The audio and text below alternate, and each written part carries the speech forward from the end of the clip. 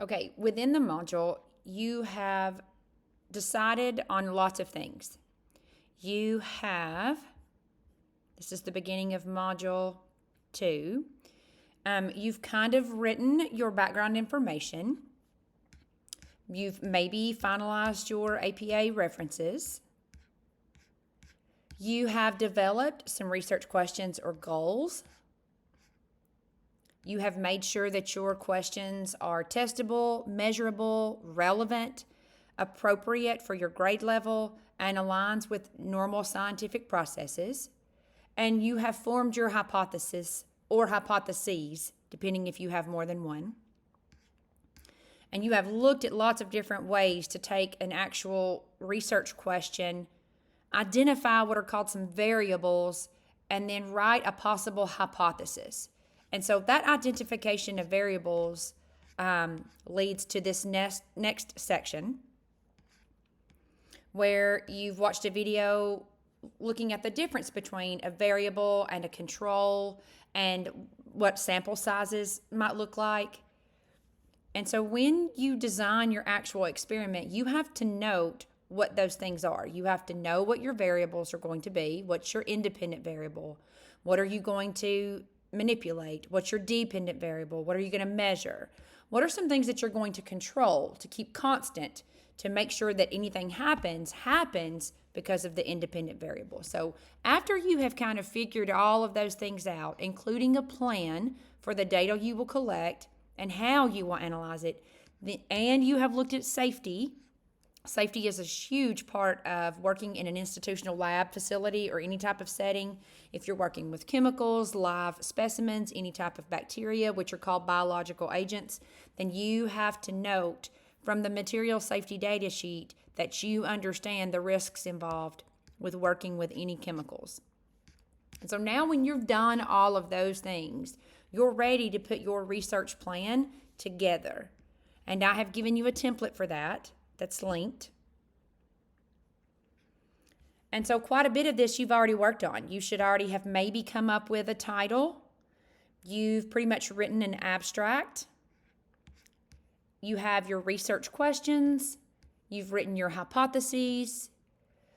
This allows you to define any words that people might not be familiar with. If you are using a super advanced engineering project and we need to know what method you're using, that might be something you define here. If you are using, for example, when we looked at that research online, when I was showing you literature and we saw that the acronym PET and we had no idea what that meant, that would be good to define here. You're just giving your audience an introduction to, this is what my project is about. Before you keep reading, I need you to know the definition of it. So the idea I gave you here, the concept is spectroscopy. It's a tool, analysis tool in chemistry. But I would want my readers to know what that is before they start reading my background information. And so this is, again, a template. Now you already have the literature review template from earlier, and that's where this information goes. So you might want to just read through this and make sure that your review has everything there. And then once you've identified your variables, you will make a list of all of your materials. This is super important. Obviously, this is not a list of materials. This is how your material list should be formatted. It talks about if you're using a survey. If you need glass beakers, then you need to be very specific. You need 250 milliliter glass beakers and you need 5 of them. Your list of materials should be formatted in a single-spaced bulleted list, and it needs pretty large font. You may have to resize the font when you get ready to present your project. We'll talk about resizing everything and making it fit on a poster. If you are using chemicals, the concentration of the chemical is very important. So if this is unfamiliar to you, that's okay. You'll learn that if I'm using some type of sulfuric acid, 1 molar sulfuric acid is a lot weaker than 18 molar sulfuric acid. So the concentration is very important. It says chemical formulas require correct capitalization. However, chemical names are not proper. So you could go in here and put that this is just sulfuric acid, it does not have to be capitalized. If you're working with living species, you must italicize everything in the name. Both the genus and species name has to be in italics. So all of these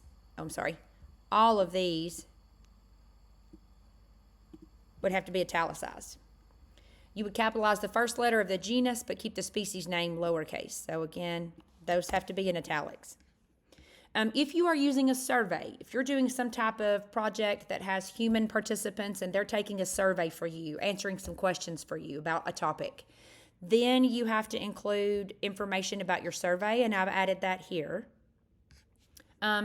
If you are using any type of tool, if you're using a spectroscope, if you're using a digital balance, if you're using a burette, if you're using any piece of equipment in the lab, you would have to note something about the instrumentation. So you would just put that as an asterisk, note, and include a little sentence right here. I've given you an example. If you're using a burette or a balance to measure mass, you just want to mention the calibration. And so it would just look like this. For this experiment, digital balance was calibrated using a 100-gram standard weight to verify that it accurately measures masses between 0 and 400 grams. You're just making sure that you're letting your audience know that you made sure your equipment is working properly. Then surveys. I've given you kind of a guide as to what type of information you have to include, because if your experiment doesn't have beakers, materials, chemicals, if you're literally just giving people questions to answer and you're analyzing all of their answers, then you don't really have any actual materials. And you're not going to say things like paper, pencil, humans. You want to include the actual instrument, which is your survey. So if you have a survey, this information would be part of your procedure. The actual survey would be your materials. So under materials, you would have a copy of your survey questions. And then your procedure or your methods would be this information. And so I've given you a really good example and guide to follow. And so your methods, if you're using actual materials and you have a step-by-step procedure, you want to read through all of this to make sure that you are creating procedure that can be replicated. So just giving you a format to follow. This is not a part of the research proposal. You have a plan for analyzing your data, but you do not have to do this part yet. When you are done with your entire project and all of your experiments and collecting data and analysis and graphs or tables, then you will come back to this section. So from this point, you will be done right here.